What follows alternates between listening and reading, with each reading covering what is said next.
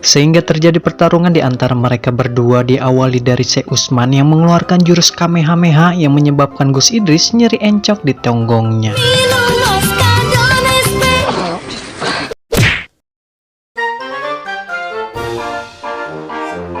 Yo, halo para dablek dimanapun kalian berada, kumaha dararamang.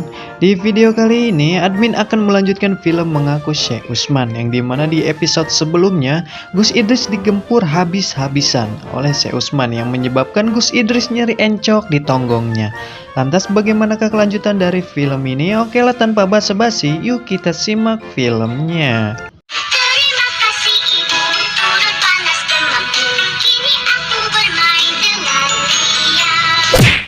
Seperti biasa, film pun diawali dengan memperlihatkan Gus Idris CS dan kawan-kawan yang sedang bersiap-siap untuk bertemu Sheikh Usman. Dalam misi kali ini, Gus Idris menjelaskan bahwa padepokannya telah diserang oleh makhluk gaib dan Gus Idris menduga makhluk gaib tersebut kiriman dari Sheikh Usman. Untuk itu Gus Idris berniat untuk menanyakan apakah benar atau tidaknya kiriman makhluk gaib tersebut berasal darinya, sekaligus ingin membalaskan dendam pertarungannya kemarin yang menyebabkan Gus Idris nyeri encok di tonggongnya. Serasa semua sudah cukup dan untuk memulai misi ini, dan film pun dimulai. Sesampainya Gus Idris di padepokan yang berbentuk rumah, ternyata tim Gus Idris CS sudah disambut oleh para santri yang siap menghalangi Gus Idris untuk bertemu Sheikh Usman. Gus Idris pun menjelaskan maksud tujuannya datang kembali yang tak lain adalah untuk menanyakan perihal penyerangan gaib yang sudah dilakukan gurunya tersebut. Ternyata kedua santri Sheikh Usman tidak mengizinkan Gus Idris CS untuk bertemu gurunya dikarenakan Sheikh Usman kini sedang sakit parah. Akhirnya Gus Idris pun yang kala itu tetap ingin bertemu Sheikh Usman dan memaksa ingin masuk, sehingga percekcokan pun sempat terjadi dikarenakan kedua santri Sheikh Usman yang tidak senang akan kedatangan Gus Idris CS dan kawan-kawannya. Udah, kamu jangan marah-marah dulu. Udah, kamu pergi. Mukidi, sang security tangguh yang di saat itu berusaha menenangkan keadaan bahwa keributan ini tidaklah pantas diperlihatkan oleh para santri dan lebih layak terlihat seperti anak STM yang senang akan keributan. Gus Idris yang kala itu heran dengan gerak-gerik yang diperlihatkan oleh Mukidi karena lebih terlihat membela Sheikh Usman, dan anehnya Mukidi meminta Gus Idris untuk pulang. Entah apa yang terjadi, para kawan-kawan Gus Idris CS pun menanyakan kepada Mukidi apakah yang terjadi sebenarnya, sehingga Mukidi tidak terlihat tangguh seperti biasanya. Mohon maaf sebelumnya, kalau tidak boleh masuk, lebih baik kita pulang. Singkat cerita, setelah terjadi percekcokan yang cukup lama, akhirnya santri yang mempunyai bibir jontor memanggil gurunya tersebut. Namun faktanya yang menemui Gus Idris bukanlah Sheikh Usman, melainkan istrinya yang tiba-tiba meminta tolong kepada Gus Idris untuk menyembuhkan suaminya tersebut. Di sini kita pun diperlihatkan kejanggalan oleh istri Sheikh Usman yang hanya meminta Gus Idris dan Mukidi saja yang boleh menemui Sheikh Usman tanpa ditemani kawan-kawannya. Untuk ada yang mendampingi, suami saya minta Hansip yang mendampingi. Umi preman atau biasa dipanggil Umat masih membutuhkan kita dibuat khawatir akan suaminya yang sedang menemui Sheikh Usman karena ditakutkan terjadi hal-hal yang tidak diinginkan. Tak berselang lama di lokasi juga Umi pun mendengar suara dog atau bahasa Indonesianya suara anjing. Umi yang percaya jika ada suara dog pertanda hal buruk akan terjadi, dan itu menambah rasa cemas Umi saat itu juga.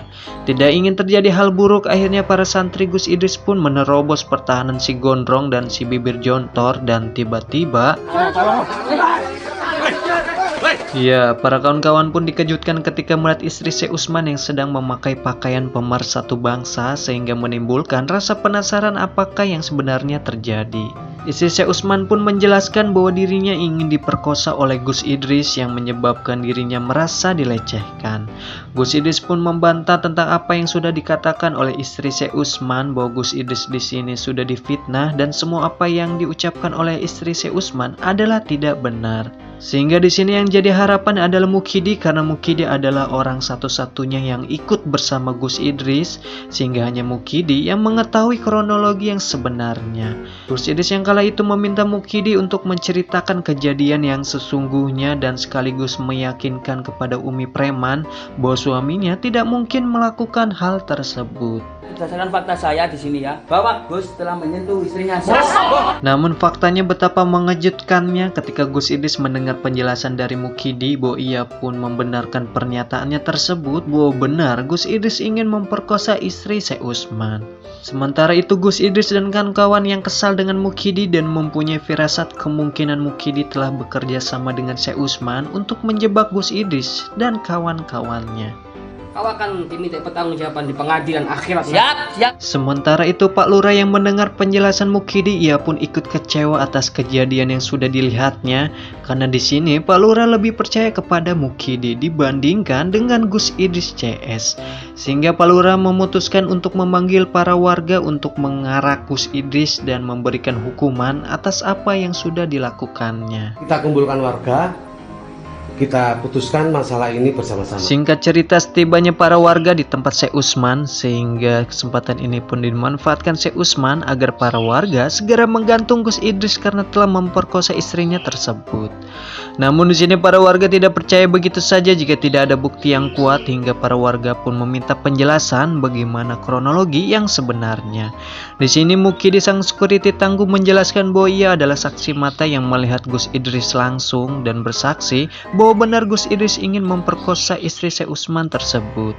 Tak lama kemudian datanglah sang ayahanda Gus Idris yang menyimak permasalahan tentang anaknya, dan sang ayahanda pun bersaksi jika memang anaknya benar melakukan hal tersebut.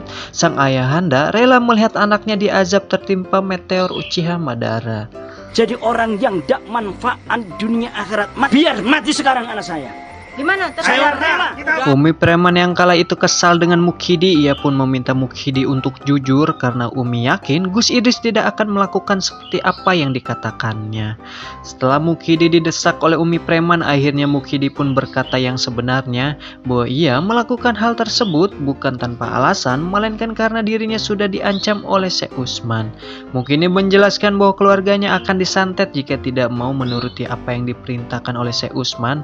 Oleh sebab itu dirinya melakukan fitnah tersebut. Diancam oleh Syekh Utsman keluar. Punya Allah. Kini Mukidi tidak terlihat tangguh lagi seperti yang biasanya dan menyesali akan perbuatan yang sudah dilakukannya. Di saat semua tertuju pada Mukidi, tiba-tiba Syekh Utsman pun tidak ada di tempat tersebut. Lantas Gus Idris dan kawan-kawan pun bergegas mencari keberadaan Syekh Utsman. Cukup. Sekarang Syekh Utsman kemana? Sementara itu para kawan-kawan yang mencari Syekh Utsman di kamar, di dapur, di dalam kulkas, nyatanya mereka pun tidak menemukan keberadaan Syekh Utsman, sehingga menimbulkan banyak pertanyaan di manakah Syekh Utsman berada. Entahlah, mungkin TIJ tahu keberadaannya. Blok. Menurut ayahanda Gus Idris, sebenarnya Syekh Utsman ada di tengah-tengah mereka dan berubah wujud menjadi partikel atau molekul gitulah, nggak kelihatan, sehingga tidak bisa terlihat oleh mata orang biasa. Sakti luar biasa itu.